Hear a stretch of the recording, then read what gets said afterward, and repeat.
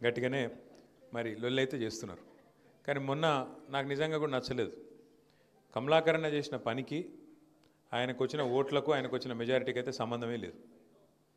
ఇంత పని చేస్తే నేను కరీంనగర్లో నేను ఒక దశలో అసూయపడ్డా. ఒకరోజు ఇక్కడను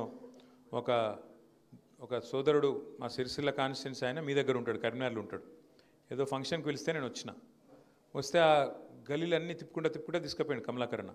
ఈ రోడ్డు చూడు, ఆ రోడ్డు చూడు, ఒక్క దగ్గరన్నా ఒక చిన్న నొక్కువాడ కూడా ఎంత బాగా చేసినా చూడు అనుకుంటే అన్నీ తిప్పుకుంటా తీసుకుపోయాడు.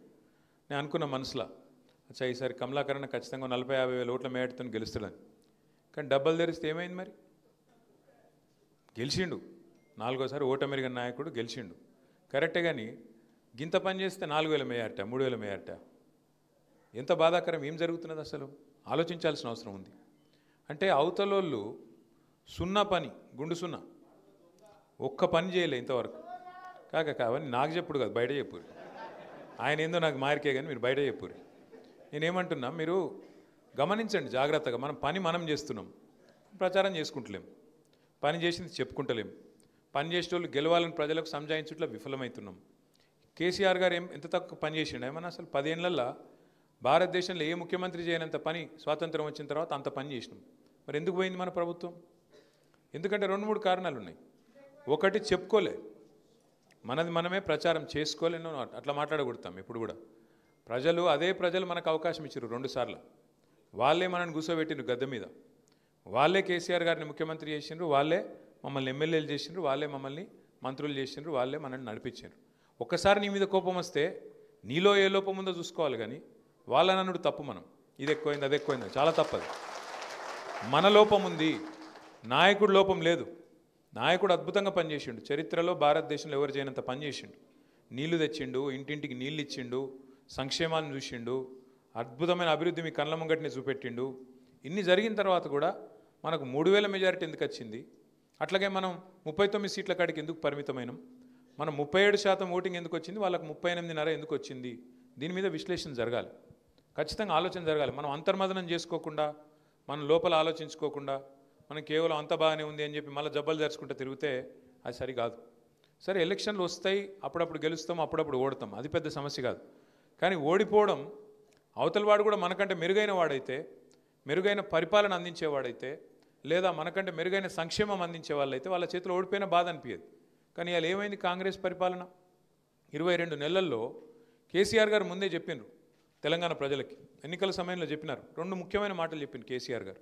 ఒకటేమన్నారు, ప్రజాస్వామ్యంలో పార్టీలు కాదు గెలవాల్సింది, ప్రజలు గెలవాలి, ప్రజలు గెలవాలి తప్ప పార్టీలు పెద్ద ముచ్చట కాదు అనే మాట చెప్పింది. చాలా మందికి అర్థం కాలే ప్రజలు గెలుసుడేంది అని. అట్లాగే ఇంకొక మాట చెప్పింది కేసీఆర్ గారు, మోసపోతే గోసపడతాం, యాది పెట్టుకోండి అని చెప్పిండు. ఇలా ఎవరు గోసపడుతున్నారు రాష్ట్రంలో? చూడండి మీరు ఒకసారి, తెల్లారి లేచి పేపర్లు చూస్తే, ఆ టీవీలు చూస్తే, లైన్లల్లో ఎక్కడికక్కడ ఇప్పుడే కమలాకరణ చెప్తుంటే నవ్వినాం మనందరం. ఇవాళ భూములు కాదు, భూమి ఉన్న వాళ్ళు కాదు, భూములు ఆస్తులు పెరిగిన వాళ్ళు కాదు, యూరియా బస్తా ఉన్నవాడు వాడే లక్షాధికారి పరిస్థితున్నదని చెప్పి కమలాకరణ చెప్తే మనం నవ్వినాం.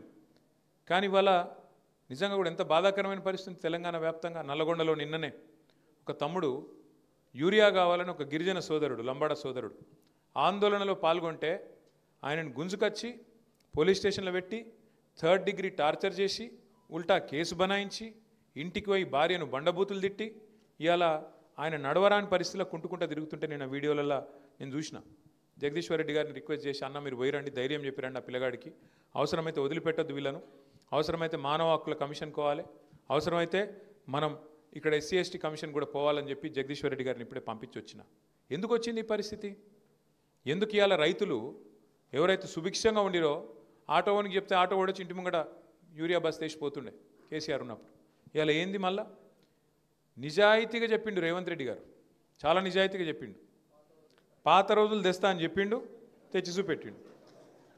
చెప్పుల లైన్లు, మళ్ళీ మనుషులు లైన్లా గుద్దుకునుడు, కొట్టుకునుడు, పోలీసులతో దెబ్బలు తినుడు, యూరియా కోసం పోయి పోలీసు వాళ్ళు కొడతాను రైతులను. ఇదివరకు ఎప్పుడన్నా చూసినామా?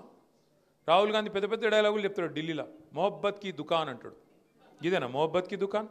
ఏది రైతులను పొట్టు పోలీసులు కొట్టుడు మొహబ్బత్ కి దుకాన్ అంటే ఎంత సిగ్గుమాలిన ప్రభుత్వం అంటే వీళ్ళే కదా. ఇదే రాహుల్ గాంధీ వరంగల్కి వచ్చిండు, కిసాన్ డిక్లరేషన్, రైతు డిక్లరేషన్ అన్నారు. ఏం నరికిర్రల్లా?